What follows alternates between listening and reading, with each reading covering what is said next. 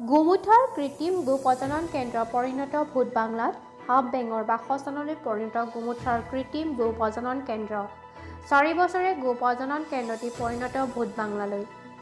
শিৱসাগৰ জিলাৰ গোমুঠাত অৱস্থিত অসম চৰকাৰৰ পশুপালন আৰু পশু চিকিৎসা বিভাগ বিস্তৃত গো উন্নয়ন আঁচনিৰ কৃত্ৰিম গো প্ৰজনন কেন্দ্ৰৰ বৰ্তমান পুতলগা অৱস্থা। উৱলি গৈছে গো প্ৰজনন কেন্দ্ৰটিৰ টিনপাত দুৱাৰ খিৰিকী হাবি বৰণি পৰিপূৰ্ণ হৈ পৰিছে গো প্ৰজনন কেন্দ্ৰটি। গো প্ৰজনন কেন্দ্ৰটিৰ কোঠাসমূহ পৰিণত হৈছে ভূত বাংলালৈ। এই ক্ষেত্ৰত কাণসাৰ নাই অসম চৰকাৰৰ বিভাগীয় কৰ্তৃপক্ষৰ। গো প্ৰজনন কেন্দ্ৰটি এই অৱস্থাৰ বাবে গোমুঠা গাঁৱৰ গোপালকসকলে গৰু চিকিৎসাৰ বাবে যাব লগা হয় নাজিৰা খেলুৱাৰ পশু চিকিৎসালয়লৈ। প্ৰায় 4 বছৰ ধৰি ভূত বাংলালৈ পৰিণত নহয় তথৈবচ অৱস্থাত পৰিণত এই গো প্ৰজনন কেন্দ্ৰটি। গো প্ৰজনন কেন্দ্ৰটিত নাই কোনো কৰ্মচাৰী। গো প্ৰজনন কেন্দ্ৰটিৰ জৰাজীৰ্ণ ভূত বাংলা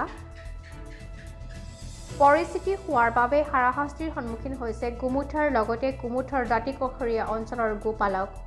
অসম চৰকাৰৰ বিভাগীয় কৰ্তৃপক্ষ গোমুঠাৰ গো প্ৰজনন কেন্দ্ৰটিৰ উন্নয়নৰ বাবে আহ্বান গাঁওবাসীৰ।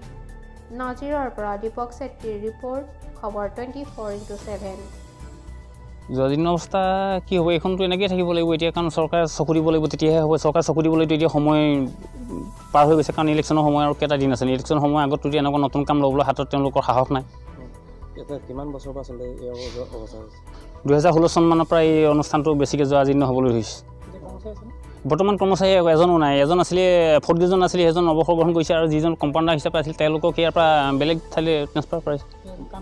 বৰ্তমান একো কাম নাই, জৰাজীৰ্ণ অৱস্থা। আৰু এইটো চৰকাৰৰ ইমানখিনি মাটি পৰি আছে। যদি এই অনুষ্ঠানটো হ'বলগীয়া হয় তেতিয়াহ'লে তেওঁলোকে আগভাগ লৈ এই এই অনুষ্ঠানটো বনাওক। যদি নবনায় তেতিয়াহ'লে বেলেগ এটা অনুষ্ঠান আমি কৰিবলৈ সুবিধাটো দিওঁ। চৰকাৰে কি জনাব?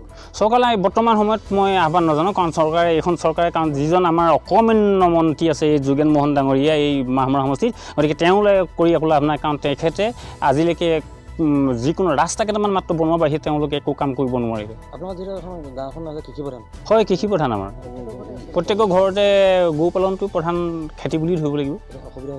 অসুবিধা নিশ্চয় হৈছে, কাৰণ ইয়াত কিবা এটা গৰু যদি অসুবিধা হয় তেতিয়াহ'লে আমি খেলুৱালৈ নিব লাগিব, নতুন নাজিৰালৈ নিব লাগিব।